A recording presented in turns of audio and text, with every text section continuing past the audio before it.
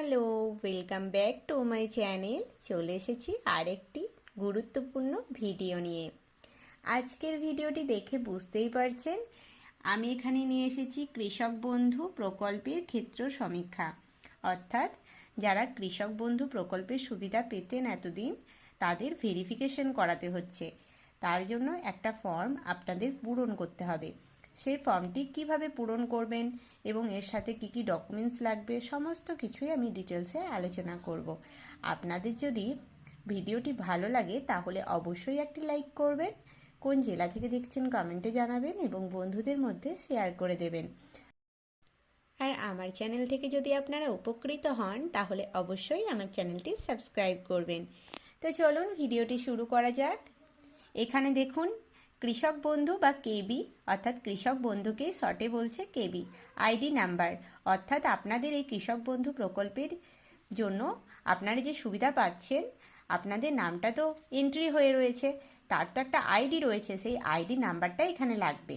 এখানে আমি আইডি নাম্বারটা দেখিয়ে দিচ্ছি কেমন হবে। আপনারা গুগলে যাওয়ার পর kishokbandhu.wb.government.in এই ওয়েবসাইটে যাবেন এবং সেখান থেকে যে কোনো একটা ডকুমেন্ট আপনারা সিলেক্ট করে নেবেন। সেখানে আধার কার্ড, ভোটার কার্ড বা মোবাইল নাম্বার দিয়েও আপনারা আপনাদের আইডিটা চেক করতে পারবেন। আপনারা ডকুমেন্টসটা দেবেন, যে ডকুমেন্টসটা দেবেন অর্থাৎ আধার কার্ড দিলে আধার কার্ডের নাম্বারটা লিখবেন এবং ক্যাপচাটা আসবে সেটা সঠিকভাবে দেবেন। তারপর সাবমিট করার পর আপনারা দেখতে পাবেন আপনাদের কৃষক বন্ধুর যে আপনার নাম, আপনার ফোন নাম্বার, আপনার ব্যাংক ডিটেলস এবং আপনাদের কৃষক বন্ধু আইডিটা প্রথমেই দেওয়া থাকবে। সেখান থেকে কৃষক বন্ধু আইডিটা আপনারা লিখে নেবেন। তারপর দেখুন একদম ডান দিকে যাচাইকৃত, যদি সঠিক হয় তবে যাচাইকরণকারী কর্তৃপক্ষ টিক চিহ্ন প্রদান করবেন। Verified put mark by the verifying authority if correct. আপনারা বুঝতেই পেরেছেন, যদি আপনাদের ভেরিফিকেশনটা সঠিক হয় তখন আপনাদের এটা টিক মার্ক করে দেবেন। যিনি ভেরিফাইড করছেন সেক্ষেত্রে এই জায়গাটা আপনাদের কিছু করতে হচ্ছে না। এবার আপনারা দেখুন 1 নম্বরে এখানে তথ্যের বিবরণ বলেছে। তথ্যের বিবরণে দেখুন সুবিধাভোগীর নাম, অর্থাৎ যিনি কৃষক বন্ধু রেকর্ডে যার নাম রয়েছে ব্যাংক পাসবুক অনুযায়ী, সেই নামটা আপনারা এখানে দিয়ে দেবেন। এখানে লেখাই রয়েছে name of beneficiary as per KV record or bank passbook, সেই অনুযায়ী নামটা আপনারা এখানে পুট করে দেবেন বা লিখে দেবেন। তারপরে দেখুন নেক্সট, পিতা, স্বামী, স্ত্রী বা অভিভাবক। এখানে আপনারা স্বামীর নাম দিতে পারেন, স্ত্রীর নাম দিতে পারেন, পিতার নাম দিতে পারেন বা অভিভাবকের নাম দিতে পারেন, এটা আপনারা দিয়ে দেবেন। তারপর দেখুন ঠিকানা, আপনার ঠিকানাটা দিয়ে দেবেন, জেলা, ব্লক, গ্রাম পঞ্চায়েত, মৌজা বা গ্রাম, এটা আপনারা এখানে লিখে দেবেন পাশের ঘরগুলিতে। তারপর নেক্সটে দেখুন সুবিধাভোগীর বিবরণ, অর্থাৎ ব্যাংকের বিবরণ। ব্যাংক ডিটেলস এখানে ফিল আপ করতে হবে, যিনি সুবিধা পাচ্ছেন ওনার ব্যাংক ডিটেলস।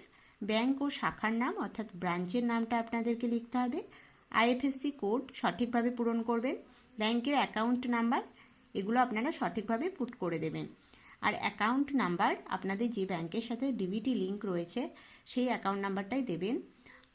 আর আপনাদের আশা করি আপনারা ডিবিটি লিঙ্ক অ্যাকাউন্টটাই আগে কৃষক বন্ধু পেতেন, সেই অ্যাকাউন্টটা হলেই ভালো হয়। তারপরে নেক্সট আধার সংযুক্ত মোবাইল নাম্বার, দেখুন এখানে আধার সংযুক্ত মোবাইল নাম্বারটা দিয়ে দেবেন। নেক্সট আধার কার্ড নাম্বার, এখানে রয়েছে এপিক নম্বর, এসি নাম্বার অর্থাৎ assembly constituency, part number, serial number. আমি অনেক ভিডিওতে এগুলো বলেছি। এই সমস্ত নাম্বারগুলো কোথায় পাবেন, আপনাদের যে 2026 সালে এসআইআরের পর যে ভোটার তালিকা বেরিয়েছিল সেই তালিকা থেকে আপনারা বের করে নিতে পারবেন। তারপরে দেখুন নেক্সট 8 নম্বরে SIR special intensive revision WBLA অর্থাৎ ওয়েস্ট বেঙ্গল লেজিসলেটিভ অ্যাসেম্বলি 2026 ভোটের জন্য ASDD তালিকায় পাওয়া গেছে। এখানে দেখুন ASDD অর্থাৎ absentee, S for shifted, D for duplicate আর D ফর ডেড, এই তালিকায় যদি পাওয়া যায় তাহলে এখানে আপনারা এটা পুট করে দেবেন ইয়েস অর নো, যেটা হবে যদি থাকে তাহলে ইয়েস করবেন, যদি না থাকে তাহলে নো করবেন। তারপরে দেখুন আপিল ট্রাইব্যুনালে মুলতবি রয়েছে, অর্থাৎ যদি এটা ট্রাইব্যুনালে আপনাদের রয়েছে তাহলে ইয়েস করবেন, নাহলে নো করবেন। তারপরে দেখুন মুলতবি সিএএ আবেদন অর্থাৎ সিটিজেনশিপ অ্যামেন্ডমেন্ট অ্যাক্ট, এখানে যদি আবেদন করেন তাহলে ইয়েস করবেন, না হলে নো করে দেবেন।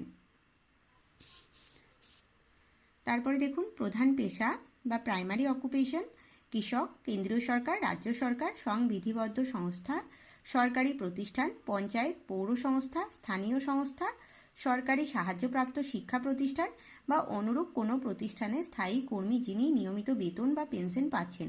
এটা সঠিকভাবে ফিল আপ করবেন, কারণ বর্তমানে আপনাদেরকে সঠিক তথ্য দিয়ে ফিল আপ করতে হবে, কারণ ভেরিফিকেশন হচ্ছে, যদি ধরা পড়ে যায় সেক্ষেত্রে আপনাদের কঠোর ব্যবস্থা নেওয়া হবে। তাই আপনারা সঠিক তথ্য দিয়ে ফিল আপ করবেন। আপনারা যদি যোগ্য হন তাহলে অবশ্যই আপনারা টাকা পাবেন। চাষযোগ্য জমির পরিমাণ, দেখুন চাষযোগ্য জমির পরিমাণটা দিতে হবে, জেএল নাম্বারটা দিতে হবে, খতিয়ান নাম্বার দিতে হবে, দাগ নাম্বার দিতে হবে, তারপরে চাষযোগ্য জমির পরিমাণ একরে দিতে হবে। আর স্বত্বলিপি, দেখুন স্বত্বলিপির তারিখটা আপনারা এখানে মেনশন করে দেবেন। জমি দখলের ধরন, অর্থাৎ আপনার জমিটা কেমন ক্রয় করেছেন বা উত্তরাধিকার সূত্রে নামজারি, হস্তান্তর, অন্যান্য টাইপটা এখানে লিখে দিতে হবে। নেক্সট, আয়কর প্রদানকারী কিনা, আপনি ইনকাম ট্যাক্স পে করেন কিনা সেটা ইয়েস করলে ইয়েস, না হলে নো করে দেবেন। এগুলো সব এই ঘরে ফিল আপ করে দিতে হবে। তারপরে নেক্সট দেখুন পরের পেজে রয়েছে স্বামী বা স্ত্রীর বিবরণ, যাকে আপনারা এখানে দেখুন সামনের পেজে আপনারা এখানটায় যদি স্বামী বা স্ত্রী যার নাম দেবেন বা অভিভাবক তারই হবে। যদি স্বামী স্ত্রী না হয় সেক্ষেত্রে এই জায়গাটা ফিল আপ করবেন না, কারণ এখানে স্বামী বা স্ত্রীর বিবরণ রয়েছে। অবিবাহিত হলে এখানে আপনারা ফিল আপ করবেন না।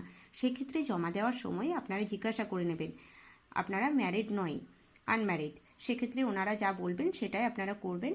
যদি বলেন যে আনম্যারিড দিয়ে অভিভাবকের নাম দিয়ে ফিল আপ করতে, তাহলে করবেন, না হলে জায়গাটা ফাঁকা রেখে দেবেন। সম্ভবত এটা ফাঁকাই রাখতে হবে। তারপরে দেখুন, কিন্তু ফাঁকা রেখে আপনারা জমা দেবেন না, ওনাদের জিজ্ঞাসা করে নেবেন। স্বামী স্ত্রীর নাম দিলে এখানে স্বামীর নাম বা স্ত্রীর নাম, যার নাম দিয়েছেন তার নাম, ব্যাংকের বিবরণ, তার ব্যাংক ডিটেলসটা দিতে হবে, ব্যাংক ও শাখার নামটা দিতে হবে, আইএফএসসি কোড, ব্যাংকের যে আইএফএসসি কোড থাকে সেটা দেবেন, ব্যাংক অ্যাকাউন্ট নাম্বার, এগুলো সঠিকভাবে ফিল আপ করবেন। আধার সংযুক্ত মোবাইল নাম্বার, এটাও সঠিকভাবে ফিল আপ করবেন। তারপরে দেখুন Aadhaar number, EPIC number, AC number, part number, serial number, একইভাবে আগের পেজে যেভাবে আমি বললাম সেইভাবে করবেন। আধার কার্ডের number, EPIC number, AC number অর্থাৎ assembly constituency number, part number কিভাবে বের করবেন আমি বলে দিলাম, সিরিয়াল নাম্বার ওটাই লিখে দেবেন। তারপরে দেখুন কেবিএন এর সুবিধাভোগী কিনা, অর্থাৎ আপনি যদি কেবিএন এর সুবিধাভোগী হন তাহলে ইয়েস করবেন, না হলে নো করবেন। তারপরে দেখুন একইভাবে এসআইআর ডাব্লিউবিএলএ 2026-এর ভোটের জন্য এএসডিডি তালিকায় পাওয়া গেছে, তাহলে ইয়েস, না হলে নো। অ্যাপিল ট্রাইব্যুনালে মুলতুবি রয়েছে, তাহলে ইয়েস, না হলে নো। মুলতুবি সিএএতে আবেদন করলে ইয়েস, না হলে নো। আর পিএম কিষাণের সুবিধাভোগী কিনা, উনি পিএম কিষাণ পান কিনা সেটা ইয়েস, আর যদি না পান তাহলে নো। প্রধান পেশা, আপনাদের পেশাটা কি এখানে মেনশন করে দেবেন। একইভাবে দেখুন কোন পেশায় আপনারা চাকরি করছেন বা পেনশন পাচ্ছেন বা বেতন পাচ্ছেন নিয়মিত, সেটা মেনশন করে দেবেন। তারপরে দেখুন এখানে অঙ্গীকারপত্র রয়েছে, এটার আমি বলছি না, এখানে সুবিধাভোগীর স্বাক্ষর হবে, এখানে আপনারা সিগনেচার করে দেবেন। তারপরে দেখুন এটা আপনাদেরকে যিনি ভেরিফাইড করবেন উনি সিগনেচার করবেন, আর এই যে আপনাদের প্রাপ্তি স্বীকার বলে আছে অ্যাকনলেজমেন্ট, এটা আপনাদের দিয়ে দেওয়া হবে। এবার আমি বলবো আপনাদের এর সাথে কোন কোন ডকুমেন্টসগুলো সাবমিট করতে হবে বা আপনারা কোন কোন ডকুমেন্টসগুলো দেবেন। দেখুন এখানে লেখা রয়েছে কৃষক বন্ধু ফিল্ড ভেরিফিকেশনের জন্য প্রয়োজনীয় নথিপত্রের তালিকা, স্বামী ও স্ত্রী উভয়ের আধার কার্ড জেরক্স, যারা স্বামী স্ত্রী নন সেক্ষেত্রে ওনাদের লাগবে না, যিনি অভিভাবক করছেন ওনার জেরক্সটা লাগবে। স্বামী ও স্ত্রী উভয়ের ভোটার কার্ডের জেরক্স, স্বামী ও স্ত্রী উভয়ের 4/6/2026-এর ভোটার লিস্টের জেরক্স, অর্থাৎ এবছরের ভোটার লিস্টের যে তালিকা সেটা, স্বামী ও স্ত্রী উভয়ের ব্যাংকের পাসবুক অর্থাৎ পাসবুকের জেরক্স। তারপরে দেখুন আবেদনকারীর জমির হাল পর্চা জেরক্স অর্থাৎ রিসেন্ট পর্চা বা রেকর্ডের জেরক্স, যিনি আবেদন করছেন ওনার ওই জমির দলিলের জেরক্স, ওই জমিটার দলিলটার জেরক্স দিতে হবে। যদি ওয়ারিশ রেকর্ড হয় তাহলে আগত খতিয়ানের জেরক্স লাগবে, অর্ডার শিট কপি, স্বামী ও স্ত্রী উভয়ের আধার সাথে যুক্ত সচল ফোন নাম্বার, এগুলো আপনাদেরকে এর সাথে অ্যাটাচ করে দিতে হবে। তো এই ছিল ভিডিওটি ছিল কৃষক বন্ধু প্রকল্প সম্পর্কে। আপনাদের যদি ভালো লাগে ভিডিওটি অবশ্যই একটি লাইক করবেন, কমেন্ট করবেন আর বন্ধুদের মধ্যে শেয়ার করে দেবেন। আর আমি আমার চ্যানেলের মাধ্যমে নিত্য নতুন আপডেট ভিডিও নিয়ে আসি। যদি আপনারা এতে উপকৃত হন তাহলে অবশ্যই আমার চ্যানেলটি সাবস্ক্রাইব করবেন। আজকের ভিডিওটি এইটুকুই, দেখা হচ্ছে নেক্সট ভিডিওতে। ততক্ষণ পর্যন্ত টাটা।